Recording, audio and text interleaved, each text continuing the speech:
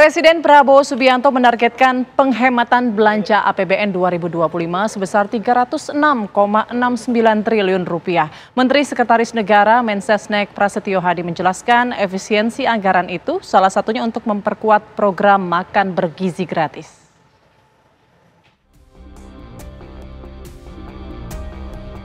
Presiden Prabowo Subianto menginstruksikan kepada jajaran Kabinet Merah Putih untuk menghemat anggaran pendapatan dan belanja negara APBN 2025 sebesar 306,69 triliun rupiah. Penghematan anggaran dilakukan dengan memangkas sejumlah pengeluaran belanja di kementerian lembaga hingga dana transfer ke daerah TKD. Kebijakan ini tertuang dalam Instruksi Presiden Nomor 1 Tahun 2025 tentang efisiensi belanja dalam pelaksanaan APBN dan APBD 2025 yang diteken Prabowo pada 22 Januari 2025. Presiden akan menghemat anggaran belanja kementerian lembaga sebesar 256,1 triliun rupiah dan 50,59 triliun rupiah berasal dari alokasi dana transfer ke daerah TKD. Sementara itu, Menteri Sekretaris Negara Mensesnek Prasetyo Hadi menjelaskan soal instruksi Presiden atau Impres mengenai efisiensi anggaran belanja negara. Mensesnek menambahkan, efisiensi anggaran itu salah satunya untuk memperkuat program makan bergizi gratis. Maknanya kan sama. Yang paling penting adalah sebagaimana Bapak Presiden tekankan, kita perlu mengencangkan ikat pinggang, kita perlu penghematan, kita perlu lebih selektif untuk memilih kegiatan-kegiatan yang lebih produktif dan lebih berdampak langsung. Nah, jadi ya memang pada akhirnya nanti akan terjadi penyesuaian di setiap kementerian dan lembaga. Tapi alhamdulillah, pikir sudah berjalan, tapi Bapak Presiden merasa juga ingin sesegera mungkin untuk itu bisa menerima manfaatnya lebih banyak, ya, lebih merata lagi. Nah, tentunya di situ ada konsekuensi, mungkin kita memerlukan penambahan biaya. Nah, sehingga dari hasil penghematan yang kemarin kita lakukan, pemerintah lakukan, ya, ada kemungkinan juga nanti akan diprioritaskan juga untuk menambah program makan bergizi. Ketua DPR RI Puan Maharani juga menyatakan dukungannya terhadap instruksi Presiden untuk menghemat anggaran belanja negara. Puan menekankan efisiensi anggaran dapat digunakan untuk kesejahteraan rakyat. Efisiensi itu akan menjadi sangat baik dan efektif dan harus dilakukan bersama-sama. Jadi memang itu satu hal yang tentu saja DPR dukung, bahwa kemudian pemerintah, Presiden berharap bahwa di tahun 2025 ini APBN itu dipergunakan dengan sebaik-baiknya, seefisien-efisiennya untuk kesejahteraan rakyat. Jadi DPR dukung apa yang menjadi kebijakan dari pemerintah dan Presiden khususnya. Lantas apa alasan Presiden melakukan efisiensi anggaran hingga 306,69 triliun? Benarkah penghematan dilakukan untuk menambah anggaran program makan bergizi gratis? Bagaimana dampak efisiensi anggaran APBN terhadap kinerja kementerian lembaga dan pemerintah daerah? Tim TV One mengabarkan. Pemirsa, Presiden Prabowo Subianto menargetkan penghematan belanja APBN 2025 sebesar 306,69 triliun rupiah dengan memangkas sejumlah pengeluaran belanja di kementerian lembaga hingga dana transfer buat Pemda. Hal ini tertuang dalam Instruksi Presiden Nomor 1 Tahun 2025 tentang efisiensi belanja dalam pelaksanaan APBN dan APBD 2025 yang diteken Prabowo pada 22 Januari 2025. Presiden akan memangkas anggaran belanja kementerian dan lembaga sebesar 256,1 triliun rupiah, sementara Prabowo akan memangkas alokasi dana transfer ke daerah TKD sebesar 50,59 triliun. Ya, lantas bagaimana ya dampak efisiensi anggaran APBN terhadap kinerja kementerian dan lembaga dan pemerintah daerah? Sudah bergabung di studio bersama kami Wisnu Juwono, pengamat kebijakan publik Universitas Indonesia, dan juga tersambung lewat Zoom Mas Dede Prayudi, juru bicara PCO RI lewat sambungan Zoom. Selamat sore Bapak-bapak, selamat sore Mas Wisnu. Selamat sore. Baik, saya mau ke Mas Dede terlebih dahulu. Mas Dede, dalam Instruksi Presiden Nomor 1 Tahun 2025 ini, apakah sudah dirincikan kira-kira sektor mana atau yang akan diefisiensikan itu di bagian mana begitu?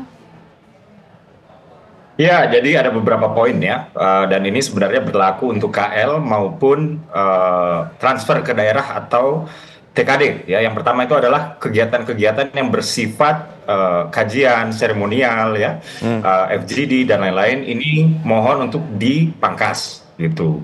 Lalu yang kedua juga ada kegiatan-kegiatan yang sifatnya itu perjalanan dinas, entah itu keluar kota maupun ke luar negeri. Nah, wabil khusus untuk perjalanan dinas ini pemangkasannya lumayan besar, yaitu separuh dari apa yang sudah dianggarkan sebelumnya. Jadi 50% dari anggaran perjalanan dinas para ASN, para menteri, para pejabat negara itu dipangkas. Juga ada seminar-seminar atau acara-acara seremonial, termasuk juga seremonial menyambut tamu-tamu. Misalnya kalau konteks daerah, artinya menyambut tamu negara, tamu dari pusat misalnya, atau dari konteks pemerintah pusat menyambut tamu negara. Jadi seremonial inilah yang kemudian harus dikurangi karena inilah dia salah satu pos-pos anggaran yang sebetulnya kita bisa bikin efisien.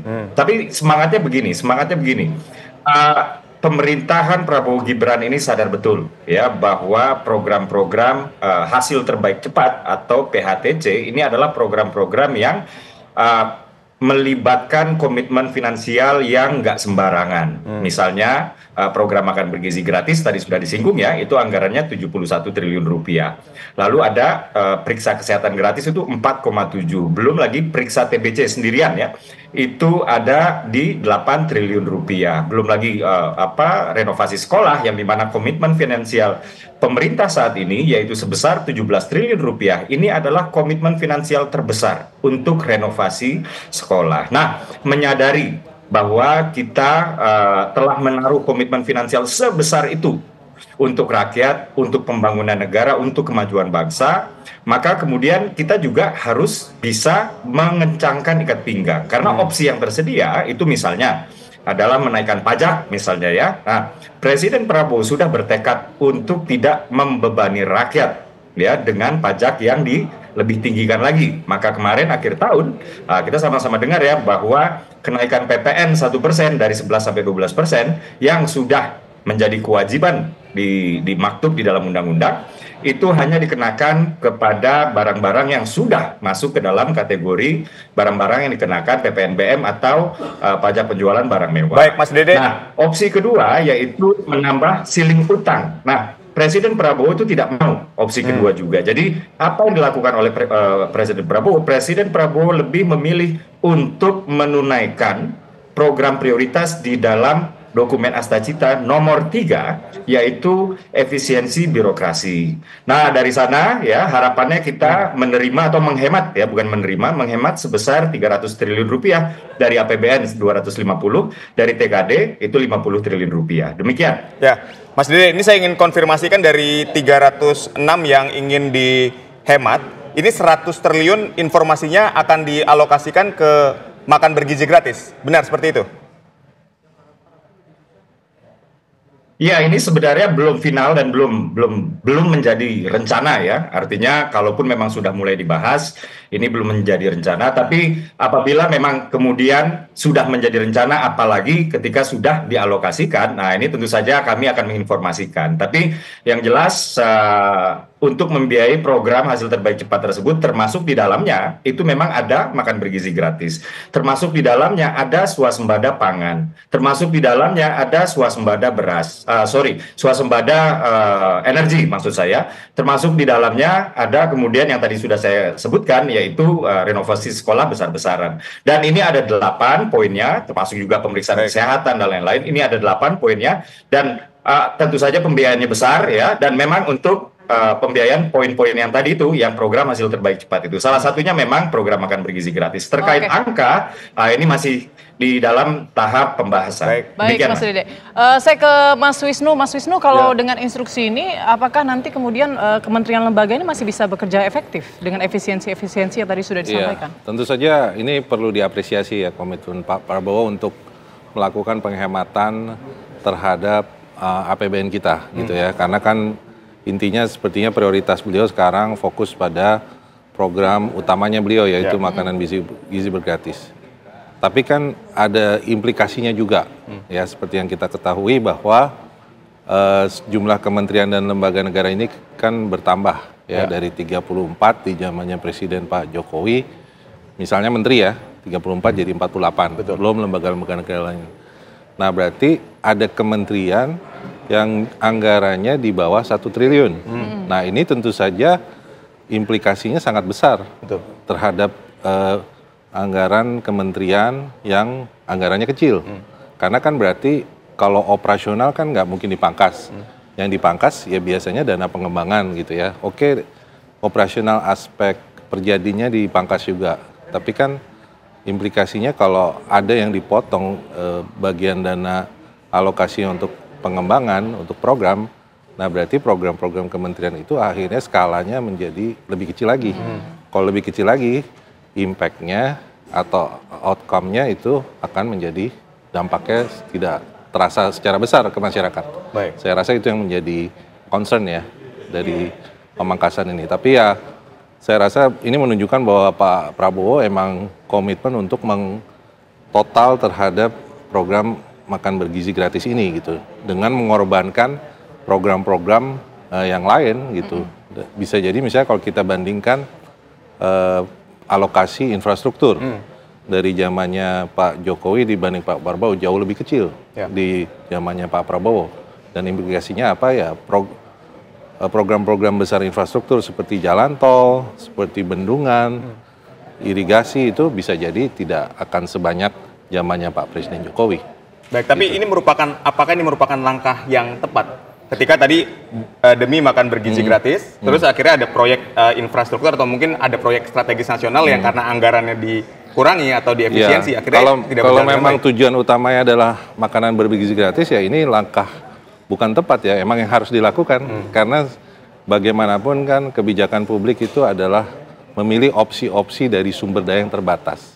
Nah tentu saja dengan anggaran yang terbatas, kondisi ekonomi global masih tidak pasti, ya sudah pasti ada anggaran yang harus dipangkas. Baik. Gitu. Oke, baik, saya mau kembali ke Mas Dedek. Mas Dedek, untuk soal efisiensi APBN ini kan perlu langkah strategik ya, perlu kriteria yang jelas dan juga transparan. Jangan sampai mengorbankan program ataupun juga prioritas-prioritas lainnya begitu ya, program infrastruktur yang vital begitu untuk masyarakat. Nah, bagaimana kemudian pemerintah menjamin bahwa efisiensi ini tidak berdampak juga terhadap proyek-proyek lainnya begitu yang juga penting untuk masyarakat? Betul sekali. Jadi begini, Presiden ke-7 RI, Presiden Jokowi itu sudah investasi besar-besaran ya di infrastruktur. Nah, infrastruktur ini kan dapat dikatakan sebagai sarana dan prasarana pendukung untuk kemudian kita membangun sumber daya manusia kita. Nah, tibalah kita sekarang di bawah masa kepemimpinan Presiden Prabowo, Presiden ke-8 RI. Dan Presiden Prabowo dalam hal ini menekankan ada 3 hal. Yang pertama adalah effective government. Jadi pemerintahan ini harus efisien dan clean, bersih ya. Lalu yang kedua adalah keberpihakan kepada rakyat. Nah, keberpihakan kepada rakyat ini sudah ditunjukkan contohnya kemarin ketika Presiden memutuskan bahwa yang naik PPN-nya itu hanya barang-barang super mewah.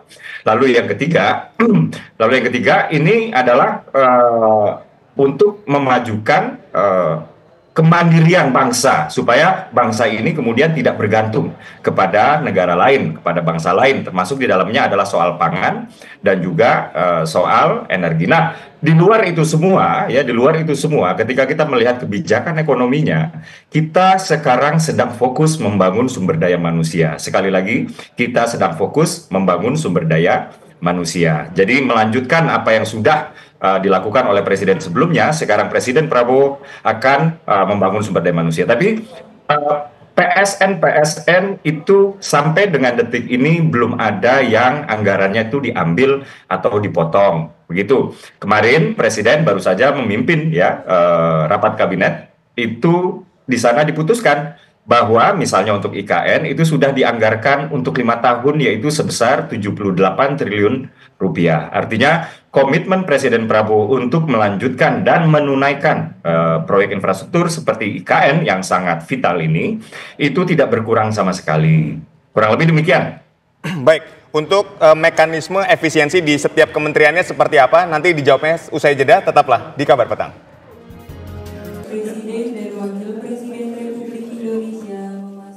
Di hadapan seluruh jajaran Kabinet Merah Putih dalam sidang Kabinet Paripurna, Presiden Prabowo Subianto kembali mengingatkan jajarannya untuk melakukan penghematan anggaran. Prabowo dengan tegas mengatakan tidak akan mencairkan anggaran untuk kegiatan yang bersifat seremonial tahunan. Menurut Prabowo, kegiatan seremonial tetap bisa dilaksanakan dengan cara sederhana yang pesertanya bisa disesuaikan. Prabowo mengatakan langkah ini bisa menghemat anggaran hingga 20 triliun rupiah yang akan dialokasikan untuk program kesejahteraan rakyat dan pendidikan. Saya tegaskan kembali bahwa hal-hal di luar itu yang bersifat seremoni, upacara, merayakan ulang tahun ini, ulang tahun itu, hari ini, hari itu, kita tidak anggarkan. Perayaan sejarah, perayaan ulang tahun laksanakan secara sederhana di kantor, di ruangan. Kalau perlu yang hadir hanya 15 orang, sisanya di Vikonken. Kita bisa menghemat 20 triliun lebih. Kalau kita hitung 20 triliun, berapa puluh ribu sekolah, gedung sekolah bisa kita perbaiki. Saya minta loyalitas semua menteri, semua kepala badan untuk patuh dalam hal ini. Prabowo juga menyatakan anggaran perjalanan dinas para menteri dan pejabat di Kabinet Merah Putih dipotong setengahnya untuk penghematan anggaran. Hasil pemangkasan anggaran perjalanan dinas dapat dialokasikan untuk pembangunan infrastruktur. Dari Jakarta, tim TV One mengabarkan.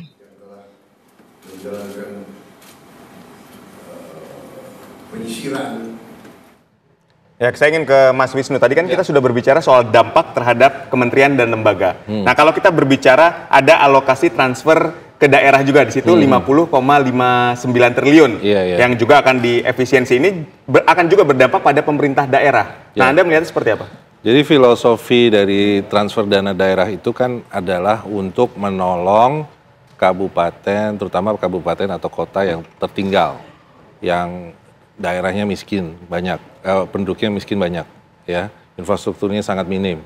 Nah, tentu saja dengan adanya pemangkasan ini ya mau tidak mau itu pasti terpengaruh. Infrastruktur bisa jadi tidak jalan, irigasi bisa tidak jalan juga. Nah, ini tentu saja langkah-langkah yang harus diantisipasi oleh pemerintah pusat. Jadi kalau ada pemangkasan dana transfer ke daerah, berarti harus ada kompensasi alokasi dari kementerian lain untuk menunjang daerah-daerah tertinggal itu. Misalnya Kementerian Pekerjaan Umum bisa menolong daerah-daerah tersebut yang kena pangkas agar program kemiskinannya tidak terdampak gitu, atau infrastruktur yang sangat dibutuhkan juga tidak terdampak, misalnya penyediaan air bersih gitu kan, itu kan nggak boleh terganggu gitu. Karena sedangkan kementerian itu juga dipangkas juga nih. Iya, nah itu dia. Jadi ini memang seni dari pemimpinnya Pak Prabowo, bagaimana dia mengarahkan menterinya untuk benar-benar memprioritaskan rakyat miskin. Oleh karena itu ya, kalau memang ada daerah-daerah kabupaten kota yang benar-benar tertinggal dan kena pangkas, dampaknya besar sehingga programnya macet dan menimbulkan dampak kemiskinan yang semakin besar, kesengsaraan yang semakin besar bagi rakyat kecil. Nah, disitulah pemerintah harus intervensi juga, gitu ya, dengan dana yang terbatas. Nah, itu seninya. Tapi Mas Wisnu sendiri melihat potensi dampaknya ini ke pelayanan publik nggak kira-kira? Iya, dampaknya tidak hanya infrastruktur, tapi pelayanan publik. Pelayanan publik kan juga butuh infrastrukturnya, gitu kan, butuh membayar personelnya, ya, kan tentu saja ada PNS, tapi ada juga tenaga honorer, gitu ya, untuk membantu pelayanan publik. Nah, kalau dengan ada pemangkasan ini kan tenaga honorernya bisa hilang. Tapi digitalisasi bisa menjadi opsi. Tapi masalahnya digitalisasi juga membutuhkan investasi awal yang sangat tinggi dalam hal infrastruktur IT, infrastruktur internet. Jadi ini benar-benar serba terbatas, tapi ya pemerintah, itu tugasnya pemerintah untuk mencari dari berbagai macam keterbatasan itu, memilih kebijakan yang benar-benar pro rakyat miskin di daerah yang paling tertinggal. Baik, saya ingin ke Mas Dede. Mas Dede, ini bagaimana sebetulnya nantinya mekanisme efisiensi baik itu di kementerian lembaga maupun di daerah-daerah? Karena ada batas waktu yang juga harus diberikan oleh kementerian lembaga dan daerah ini ke Kementerian Keuangan, kan? Iya, jadi masing-masing kementerian lembaga itu diharapkan untuk segera membuat list apa-apa saja yang akan dikurangi. Dan ini kaitannya dengan tadi sudah betul ya, kalau kita berbicara soal kegiatan itu adalah perjalanan dinas, itu adalah acara-acara seremonial, itu adalah FGD yang kemudian outputnya dianggap tidak terlalu dibutuhkan di dalam proses untuk mencapai tujuan dari masing-masing KL atau kementerian gitu. Nah, kalau item-item ini misalnya ini ada belanja operasional perkantoran atau ATK ya, atau misalnya ada belanja pemeliharaan, atau ada misalnya di sini bantuan pemerintah, atau misalnya di sini adalah peralatan dan mesin, kurang lebih sih seperti itu ya. Jadi di dalam prosesnya mereka melist down dulu para kementerian dan lembaga ini untuk kemudian pemerintah membahasnya ke DPR. Artinya DPR juga di sini akan terlibat di dalam ya mensinkronisasikan anggaran-anggaran apa saja yang akan katakanlah dikurangi ya, anggaran operasional apa saja yang dikurangi, item-item barang apa yang dikurangi, untuk kemudian dimasukkan ke item-item yang mana saja yang sekiranya ini memang sejalan dengan apa yang sudah termaktub di dalam dokumen Asta Cita yang menjadi prioritas pembangunan Presiden Prabowo dan Wakil Presiden Mas Gibran. Jadi mekanismenya kurang lebih begitu, ada 2 tahap dari pemerintah, yaitu kementerian lembaga melist down, lalu kemudian dibawa ke wakil rakyat kita ya di DPR untuk kemudian didiskusikan, dan diskusinya ini bukan berhenti sampai di apakah ini betul-betul dianggap bisa diefisiensikan, tapi juga lanjut ke efisiensi anggaran ini untuk kemudian dituang ke program-program mana saja. Kurang lebih demikian. Oke, Mas Dede, apakah perjalanan dinas seremonial ini ada rencana mungkin pemerintah akan beralih ke digital begitu, dan bagaimana infrastruktur digitalnya nanti? Ya, sangat bisa dan sangat mungkin untuk terjadi ya. Karena acara-acara seremonial ini bisa saja ya seperti tadi Presiden bilang, bahwa upacara-upacara, acara-acara seremoni, peringatan ulang tahun, mungkin yang datang cuma sedikit secara fisik. Lalu kemudian ini bisa digeser ya menggunakan kemajuan teknologi yang sudah ada dan sudah berkembang sekarang, yaitu dengan menggunakan katakanlah ya teknologi Zoom aplikasinya, atau yang lain-lain ya, bisa juga Google Meet atau yang lain lah gitu. Akan tetapi ini juga belum final ya, tapi yang jelas Presiden ya sudah di dalam sejak pertama kali ketemu dengan para menteri di retret yang di Magelang itu juga sudah mengedepankan tentang pentingnya perkembangan teknologi, digitalisasi untuk clean governance dan juga untuk efisiensi anggaran. Jadi ini sangat mungkin terjadi, Mbak. Baik, Mas Dede, ini kan ketika kita berbicara soal penghematan anggaran, terus kencangkan ikat pinggang, itu dilakukan oleh pemerintah. Nah, supaya tidak terasa dampaknya ke masyarakat, implementasinya seperti apa? Iya, itu betul sekali, Jadi sebenarnya kalau misalnya kemarin itu Presiden Prabowo katakanlah mau memilih jalan mudah gitu ya, tentu saja kenaikan PPN sebesar 1% itu dikenakan ke barang-barang konsumsi. Tapi kan kita sudah sama-sama tahu bahwa Presiden Prabowo tidak memilih jalan tersebut, karena Presiden Prabowo percaya bahwa rakyat ini tidak boleh dibikin susah, karena pajak itu harus memenuhi beberapa prinsip seperti prinsip keadilan, prinsip melindungi, dan prinsip keberpihakan. Dan opsi yang lainnya mungkin menambah ceiling atau batas atas utang, misalnya seperti itu ya. Tapi Presiden Prabowo juga tidak mau memilih pilihan tersebut. Nah, pilihan yang diambil oleh Presiden Prabowo ya sudah, ini sudah menjadi janji kampanye Presiden Prabowo sewaktu ikuti kontestasi politik tahun 2024, yaitu apa? Di dalam 17 program prioritas Presiden Prabowo dan Wakil Presiden Gibran Rakabuming Raka, di situ ada poin nomor 3 tentang efisiensi birokrasi atau birokrasi yang efisien, dan inilah yang sedang kami lakukan sekarang. Jadi negara ini tidak ingin menyusahkan rakyatnya, biarlah negara yang mengencangkan ikat pinggang. Kurang lebih filosofinya seperti itu, Mas. Baik, singkat Mas Wisnu, sama pertanyaan yang sama. Artinya ketika negara mengencangkan ikat pinggang supaya rakyat tidak merasakan dampaknya, apa yang harus dilakukan? Ya, dalam jangka dekat ya Pak Prabowo harus segera mencari sumber dana lain ya dari kementerian yang ada, mungkin dikombinasikan beberapa kementerian untuk membantu daerah-daerah tertinggal tersebut ya, misalnya Menteri Kedesaan, Menteri Transmigrasi, bekerja sama dengan Menteri Pekerjaan Umum untuk mendukung kota atau kabupaten yang benar-benar tertinggal. Saya rasa combining program tersebut salah satu opsi. Ya. Baik, terima kasih Mas Wisnu, terima kasih Mas Dede telah berdialog bersama kami. Selamat sore, sehat dan sukses selalu untuk semua. Selamat sore. Pemirsa, PDI Perjuangan menyampaikan rasa terima kasihnya kepada Presiden Prabowo Subianto atas kado ulang tahun yang diberikan kepada Ketua Umum PDIP Megawati Soekarno Putri. Rasa terima kasih disampaikan Putri Megawati Puan Maharani. Informasi ini akan kami hadirkan sesaat lagi. Tetaplah bersama kami.